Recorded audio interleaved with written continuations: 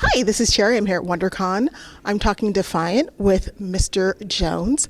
You may know him from Black Lightning, but I know him for a multi-talented person who is in front and behind the camera. Yeah, thank you. Thank you for having me. Yes, indeed. Sorry. It's okay.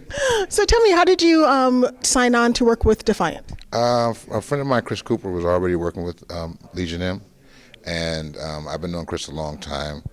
And he reached out to me one day. I was working in Atlanta on Black Lightning, actually, and another TV show and film. And he reached out to me and asked me to read the script. And it took me a little while to get to it.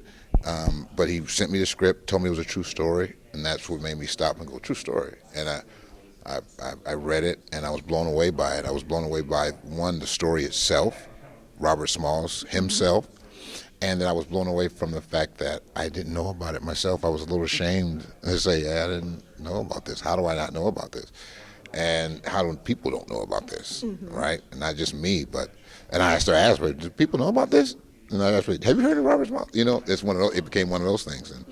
And then it instantly became very purposeful for me to tell these stories. I've been blessed in my career early on as an actor to be a part of first stories, you know, for black people. When it comes to black stories being told, I've been a part of some first, and it always made the work that I do as fun as and rewarding and fulfilling. It made it very purposeful for me from early on. And as an actor, I like to just act. Don't get me wrong, and I love playing characters and telling stories, so because I'm a storyteller first. But I really love to tell stories that are purpose driven and have a layer of impact on a greater human level. And I think all stories do, but you know what I'm saying, that really speak to a people in a way that they've never been spoken to before. And yeah, I decided to come on. I didn't know in what capacity he wanted me to be a part of the project. And then we met, and I met the guys at Legion M, great guys, and they asked me to come on and be a producer on it, and I was happy to come on. And I think, again, the project for me early on and even today became very purposeful for me. And I always say American history is African American history and other ethnicities. And our history, when you do see them in films, often they're not told from our viewpoint because the people behind the lens will often be white and not black, so they're not able to understand the nuances that we know. So it must be very exciting for you to be on the very acorn stage of this oak that will be growing, to be able to make sure that it's told with our story and the team behind it with our African American history, because African American history is a little bit different than someone who is English or Caribbean. Like I tell people, the way African Americans are, we're not immigrants, we're Americans. Right. Amen. We're not immigrants, not by choice. You know what I'm saying? So I love everything that you said there, and it's very important to me to be a part of it at this stage.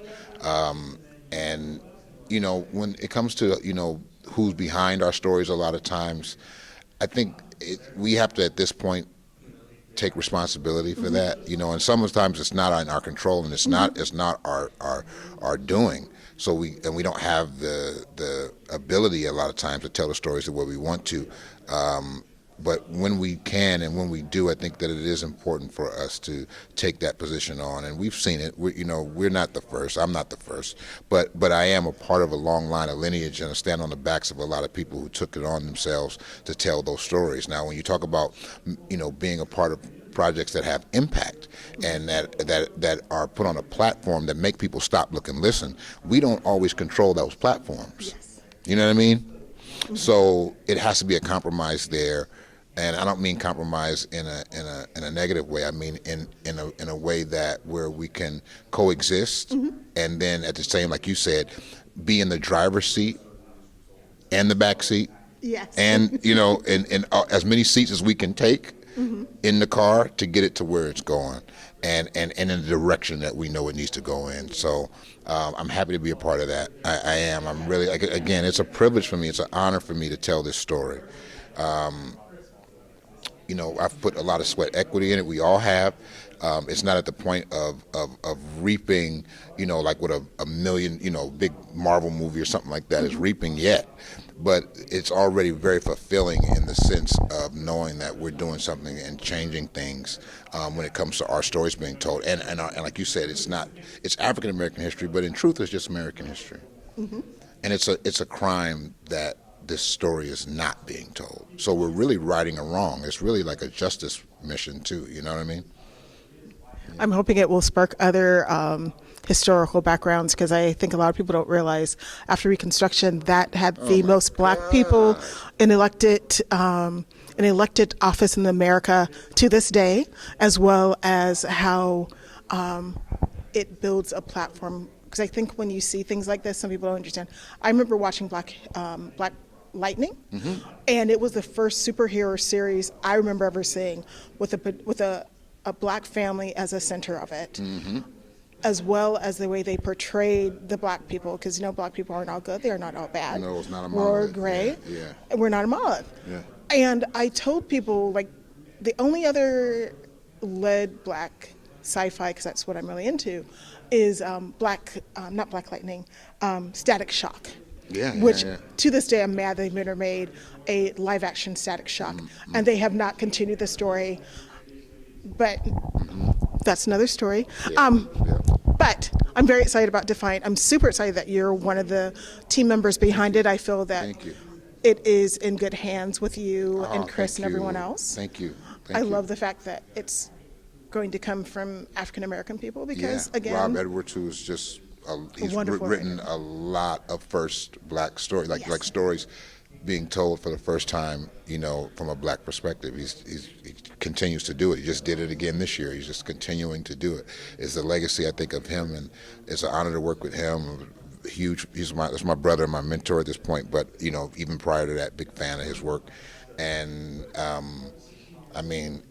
really believe the project is in good hands. I really mm-hmm. appreciate you saying that, because I sleep better at night knowing that.